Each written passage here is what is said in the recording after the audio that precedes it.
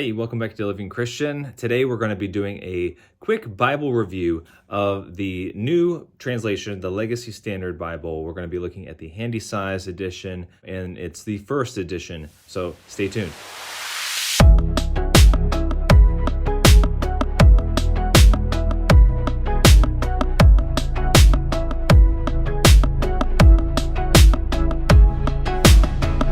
So welcome back. We're going to be reviewing, doing a very quick review of the Legacy Standard Bible by 316 publishers. The Bible was constructed by the Master's Seminary people from like John MacArthur's camp.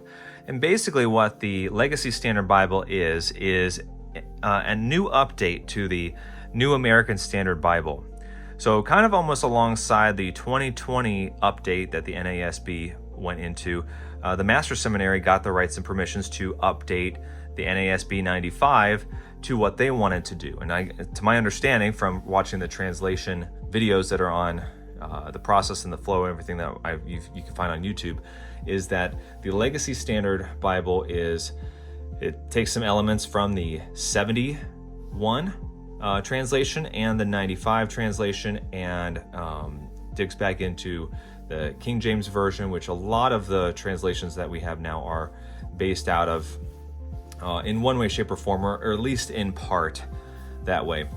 But one of the things that this Bible is probably the most known for is for the fact that in the Old Testament, it uses the phrase Yahweh.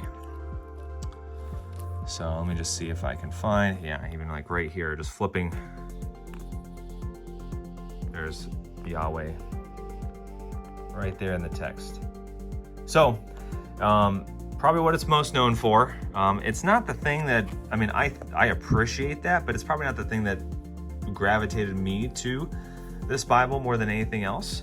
And there's a lot of different nuances in the way that the translators put this together, and even some of the outline and how they did this. If you watch the video on Colossians and they talk about the chiasm, I'm not going to get into that here, but that's really cool, how they even just broke up the text in the book of Colossians.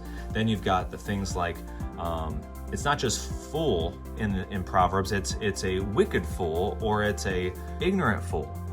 And so there's different expressions that the Hebrew language draws out based off of what type of fool it is. Are they ignorant to it and they're just foolish just because they don't know?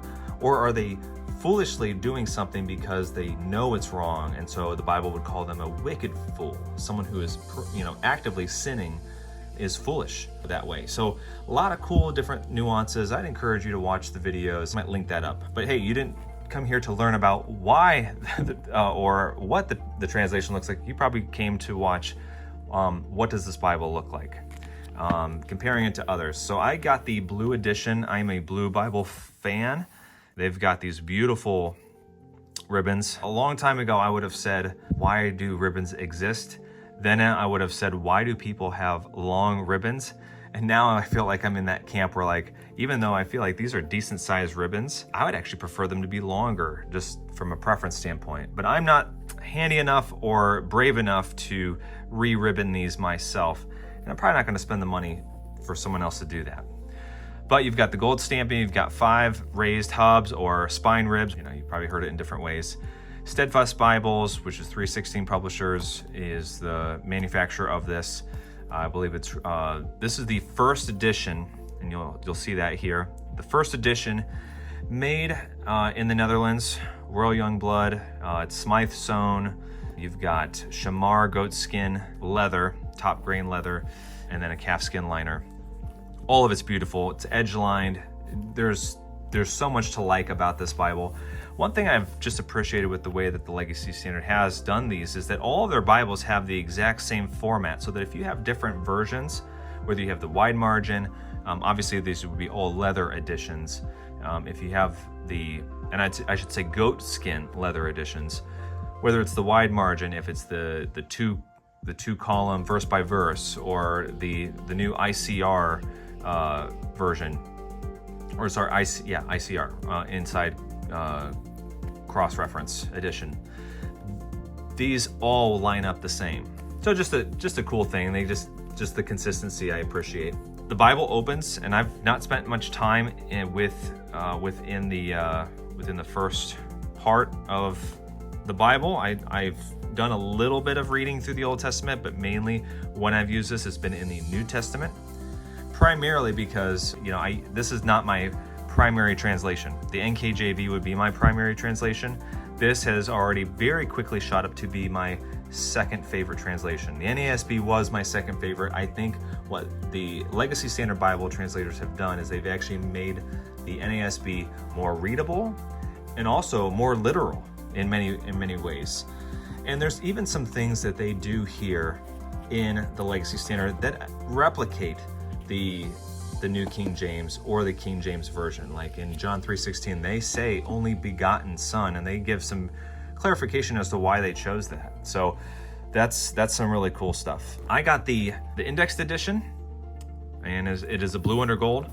I like the indexed edition. I would probably now never go back to a non-indexed edition unless the Bible just, if it doesn't have the index, it's not a deal breaker, but if I have the choice, I'm gonna choose indexed. I think it was pride before where I always kind of felt like index was like, oh, those are for the people that don't know where the books of the Bible are. I know where the books of the Bible are. And so I got over that, and this just makes it quicker to get to the book that I'm looking for. So that's something there. Everything about this Bible is top quality. Couple things just to note that you're not going to get with this Bible is you're not going to get translator notes. That has now been released in some of the newer editions. You're not going to get cross-references, also released in some of the newer editions. You're not going to get study notes. I think that is coming out here. Maybe I don't know if that's even out yet. You're not going to get a full yap. I don't know if they even have any that have a full yap. To my understanding, they don't. You're not going to get anything that's stamped on the front. You're not going to get a guild line around the top here, even though I almost have mine like if I wanted to do it myself, I have the outline of where it would go. That is something I've contemplated on doing. All of this obviously is personal preference, but when I say that this Bible is bar none, like quality, just a phenomenally made Bible, you are going to be extremely satisfied if you go with the Goatskin first edition, or I think they even have like I don't even know if they call it a first edition, because they had a first run of these and obviously it's sold out, and then they've reposted it. So I think they still do, but just, I'll link them below just so that you can click to them and get some information. But it is a phenomenal Bible. Translation-wise, I'm very pleased with it so far, and I will continue to do study to make sure that it stands the test. I think if I know correctly, I think they've even done a couple translation updates, but I don't know what. This is obviously not a review of the translation in and of itself. It's a review of just the Bible and its quality and how it's made. And that's it. That's my quick review of the Legacy Standard Bible Handy Size Edition, first edition Bible. Phenomenal. I feel like it's durable. It's going to meet the needs from a durability and longevity standpoint. It's what I would classify as in the camp of heirloom Bible. If you're looking for a Bible, you want to tap into the Legacy Standard Bible, probably you don't want to spend the money on something like this unless you know you're committed to going to this translation or using it on a regular basis. I watched all of the videos, like I said, from the Master Seminary, and they talked about the translation notes, and so I was so interested by how it was done. And the NASB was already my second favorite. Didn't like the updates that they did in the 2020 version, so this was it for me. This is my now new second favorite translation that's available right now. So if you are in the market for a Legacy Standard Bible, you know this is a translation that you want to bring in to your regular reading and studying of the Word, then I would encourage you to get this. There are much less costly Bibles that you can go with for the Legacy Standard. And really quick, I'll even just share with you the Wide-Margin. So this one right here this was like $40 or something like that. It's obviously just a hardback, but it's got 40 GSM paper the same layout, single column. It's actually a larger font. So it's a larger font. I think this is it's a 10.5. It might be an 11, but it's either a 10.5 or an 11 font.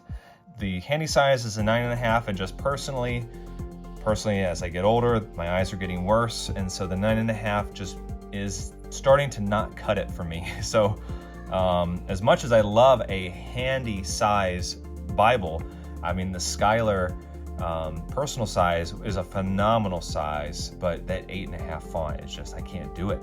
I love a small Bible. From a carrying perspective, I need large font. And so you are going to maximize that when you have a Bible that just is focused on the text. There's no notes, there's no cross references, there's none of that. It's just the text. So you can maximize this. Now this is a wide margin, so they could even maximize this even more if it wasn't a wide margin. And I think they have like a 13-point font for those that are really in need of the large font. They have a 13-point font version coming out soon, or it might even be here. I think it might be here. Maybe it's in pre-order. So they're quickly putting a lot of stuff together. I have considered getting this Bible rebound into a nice. I've not done a rebind yet. Looking at all of the different options out there, I think it's going to be really hard to pick a person that does the Bible rebinding and say, okay, yeah, this is the one I want to go with, because I watched a lot of the reviews from like the Bible Review blog, some of the ones that he's had, Tim, not Nichols, Tim Wildsmith. And so I've seen a lot of the ones that he has done or gotten back, and it's like, man, those look really good. I'd love any Bible rebinder would like to take this, do something with it. By all means, I would love that. So yes, so this is the Legacy Standard Handy Size First Edition Bible. There's just the difference between the two. Thank you so much for watching, and hope you have a blessed, filled day. God bless. Take care.